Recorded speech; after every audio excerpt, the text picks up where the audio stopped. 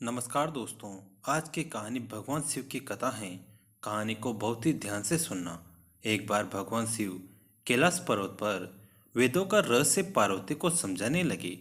पार्वती बड़े ध्यान से सुन रही थी, किंतु बीच बीच में वे ऊँघने भी लगती थी।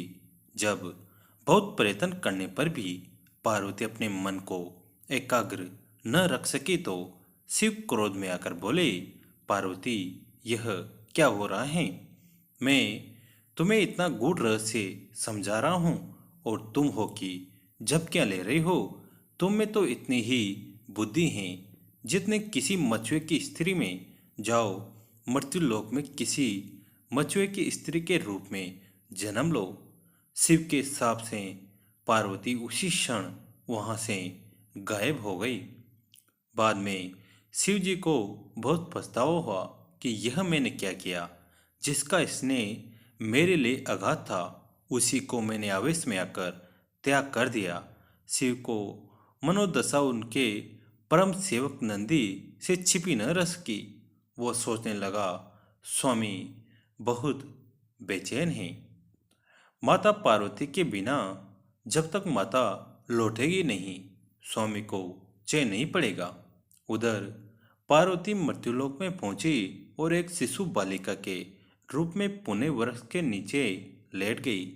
थोड़ी ही देर में पूर्वर कबीले के कुछ मछुए अपने सरदार के साथ वहां से गुजरे तो उनकी नजर उस शिशु बालिका पर पड़ी।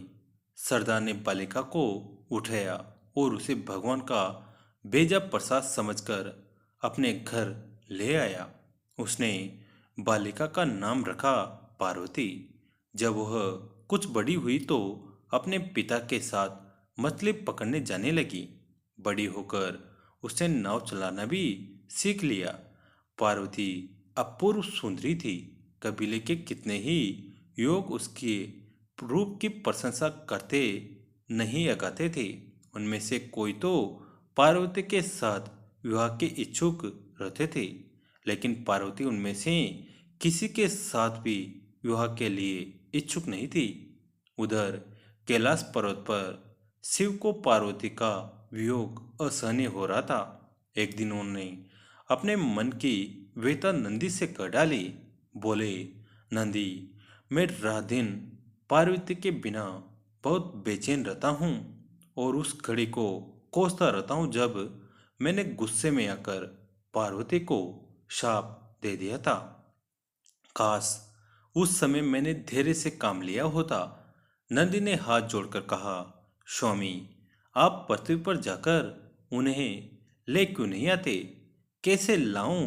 नंदी, उसका विवाह तो किसी मछुए से होगा। शिव के मुंह से कराहसी निकली। शिव के मन की व्यथा जानकर नंदी विचार करने लगा कि मुझे कोई ऐसा जतन करना चाहिए जिसे स्वामी को मछुआ बनना पड़े। यह विचार करके नंदी ने एक बहुत बड़ी मछली का रूप धारण कर लिया और उस तट की ओर चल पड़ा जिधर परवर कबीले के मछुआरे रहते थे। वहां पहुंचकर मछली बने नंदी ने मछुआरों के बीच आतंक फैला दिया। मछुआरे जल में अपने जाल डालते तो मछली उनके जालों को काट डालती। उनकी नावें पलटते थी। मछली का आतंक जब ज्यादा ही बढ़ गया तो कबीले के मुखिया ने घोषणा कर दी, जो भी आदमी इस मछली को पकड़कर लाएगा उसके साथ अपनी बेटी का ब्याह कर दूंगा। अनेक युवकों ने उस मछली को पकड़ने की कोशिश की, लेकिन असफल रहे। असहाय होकर मछुआरे सरदार ने शिव की शरण ली। हे दया के सागर, हे कैलाशपति, हमें इस मछली से छुटकारा दिलाओ। मुखिया की बेटी ने भी शिव की आराधना करते हुए कहा, हे सदाशिव, हे प्रलयंकारी, हमारी सहायता करो। अब तो हमें तुम्हारा ही आसरा है प्रभु। शिव ने उनकी पुकार सुनी। एक मछुए का वेश बनाकर वे मुखिया के पास पहुंचे। उन्होंने मुखिया से कहा, मैं उस मछली को पकड़ने के लिए यहाँ आया हूँ। मुखिया ने कहा, नौजवान, अगर तुमने उसे पकड़ लिया तो हमारी जाति सदैव तुम्हारे गुण गाएगी। अगले दिन शिव एक बहुत बड़ा जाल लेकर सागर के जल में उतर पड़े। उन्होंने जाल फेंका तो मछली आकर उसमें फंस गई, जो वास्तव में नंदी था। मछली बना नंदी सोचने लगा, मेरा काम हो गया, अब स्वामी और माता का मिलन हो जाएगा। शिव मछली को किनारे लाए। मछुआरे उनकी जय जयकार करने लगे। सरदार बोला, तुमने हमें उबार लिया युवक, हम किसी तरह तुम्हारा आभार व्यक्त करें। फिर वचन के अनुसार मछुआरे सरदार ने बड़ी धूमधाम से अपनी पुत्री का विवाह उस युवक के साथ कर दिया। मछुआरे शिव और मछुआरिनी पार्वती के विवाह प्रांत नंदी अपने असली रूप में प्रकट हो गया और उन्हें अपनी पीठ पर बैठाकर कैलाश पर्वत ले आया। शिव की अंतर्वेदना दूर हो गई और पार्वती शाप से मुक्त हो गई।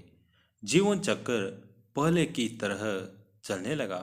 तो दोस्तों, कैसी लगी आज की कहानी, कमेंट में ज़रूर बताइए। वीडियो को लाइक करें, चैनल को सब्सक्राइब करें, घंटी के बटन को दबाकर ऑल पर क्लिक करें। दोस्तों, इस कहानी को अपने दोस्तों के साथ, फैमिली के साथ शेयर जरूर करें।